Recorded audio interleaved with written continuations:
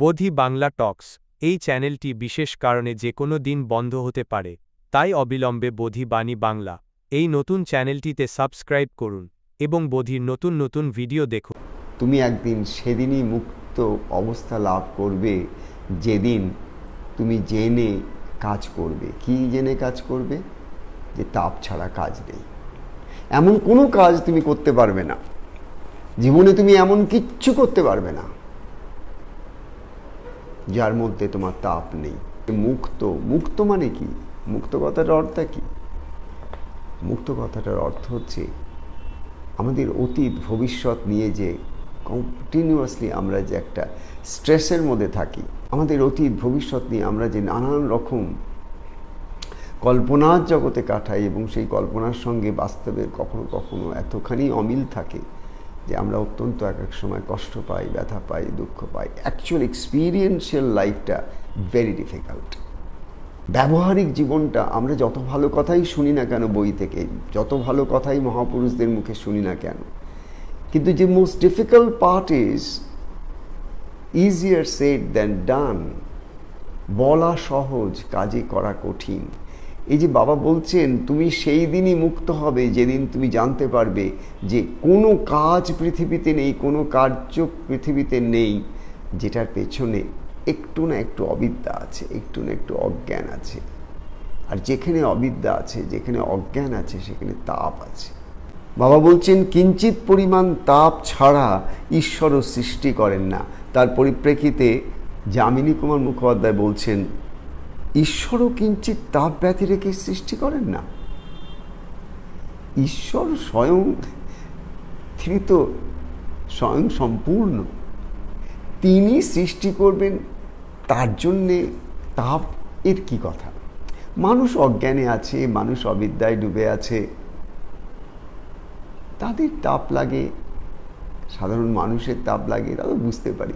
স্বয়ং বাবা বলছেন স্বয়ং ভগবান তিনি যখন সৃষ্টি করেন ওয়ান স্টেপ ডাউন, তার পূর্ণ অবস্থার থেকে সেই কমপ্লিট, যেটাকে আমরা বলবো পিওর স্টেট অফ কনসিয়াসনেস থেকে, পিওর স্টেট অফ অ্যাওয়ারনেস থেকে, তার সেই পূর্ণতা থেকে একটুখানি সৃষ্টি করতে গেলে তাকে কোথাও যেন কোথাও একটা মায়া অবলম্বন করতে হয়।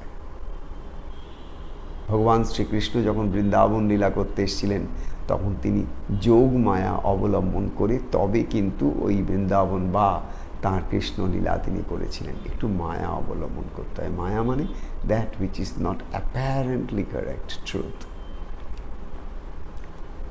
অতএব কিঞ্চিত পরিমাণ তাপ সকল কার্যেই আছে। তাই বাবা বলছেন এমন কোনো কাজ নেই, যেহেতু সৃষ্টিটাই তাপের মধ্যে আসছে, সৃষ্টির মধ্যে একটু তাপ আছে, সৃষ্টিটাই মায়াজনিত, তাই তোমার সমস্ত কর্মের মধ্যে কোথাও না কোথাও মায়ার ছোঁয়া থাকবে, কোথাও না কোথাও তোমার আসক্তির একটু ছোঁয়া থেকে যাবে। আর তার থেকে তোমার ব্যথা বেদনা, তার থেকেই তোমার স্ট্রেস, তার থেকেই তোমার অ্যাংজাইটি, তার থেকেই তোমার স্যাডনেস। এই সব জিনিসগুলো ইন্টারকানেক্টেড। এবং মানুষের মনটা একটা এমন জায়গা, যে জায়গাটা মানুষ শত চেষ্টা করলেও কিন্তু সেটাকে বাঘে আনতে পারে না। তার মনের মতন করে মনটাকে সে তৈরি করতে পারে না। পারে কারা পারে জানো? পারে একমাত্র তারাই যারা গভীর সিদ্ধান্ত করে একটা সাধন পথ অবলম্বন করে সেই পথে এক মন এক প্রাণ হয়ে লেগে আছে। জীবনের পারপাসটাকে জানবার জন্য একটা মানুষের মধ্যে যদি গভীর জিজ্ঞাসা এবং তার সঙ্গে গভীর অভিপ্সা, তার সঙ্গে যদি তার গভীর ব্যাকুলতা, আকুলতা, আকুলি বিকুলি যদি করে, তখন কিন্তু তার একটু একটু করে আলোর ছোঁয়া সে পায়। আমরা পরের কথাটা শুনবো বাবা কি বলছেন। এখানে যামিনী একটুখানি শিফট করছেন টপিকটাকে, একটু অন্য টপিকে আসছেন, গুরু প্রসঙ্গে আসছেন। Very interesting topic. বলছেন গুরু কে? যামিনী কুমার মুখোপাধ্যায় বাবা লোকনাথকে জিজ্ঞাসা করছেন, যিনি স্বয়ং সদ্গুরু, যিনি স্বয়ং সেই দেবাদিদেব মহাদেব সাক্ষাৎ বসে আছেন, তাকে যামিনী বাবা জিজ্ঞাসা করছেন আচ্ছা বাবা গুরু কে? বাবা বলছেন ঠেকা। যে যে স্থানে ঠেকে সেই স্থানে শিক্ষা পায়। যে যে স্থানে ঠেকে সেই স্থানেই শিক্ষা পায়। যাহার আদেশ তুমি অনুসরণ করো তিনিই তোমার গুরু। যাহার আদেশ তুমি অনুসরণ করো তিনিই তোমার গুরু। অ্যাকচুয়ালি বাদ বাকি আমরা হয়তো কত মানুষের মুখে কত জ্ঞানের কথা শুনি, তাই না? আমরা তো জানি গুরু জ্ঞান দেন। তো আমাদের তো আশেপাশে, আমরা যখন ছোট্ট ছিলাম তখন তো মানে প্রায় প্রত্যেকেই আমাদের জ্ঞান দিয়েছে। তো প্রত্যেকেই কিছু না কিছু গুরুর কাজ করেছেন তারা। বলছেন তোমাকে যারা বাইরে থেকে জ্ঞান দিচ্ছে, this are all your intellectual food. তোমাকে যে যে জিনিসটা ভালো বলছে, ইয়েস, তুমি হয়তো সেটা শুনছো, সাময়িকভাবে সেটাকে শুনে তুমি হয়তো একটু ইন্সপায়ার হচ্ছে, একটু মোটিভেটেড হচ্ছে, but that's a very temporary phase. তোমার মধ্যে একটা হয়তো কোথায় না কোথাও একটা ভালো লাগা ব্যাপারটা হচ্ছে, কেউ কিছু বললো, তোমার ভালো লাগলো কথাটা।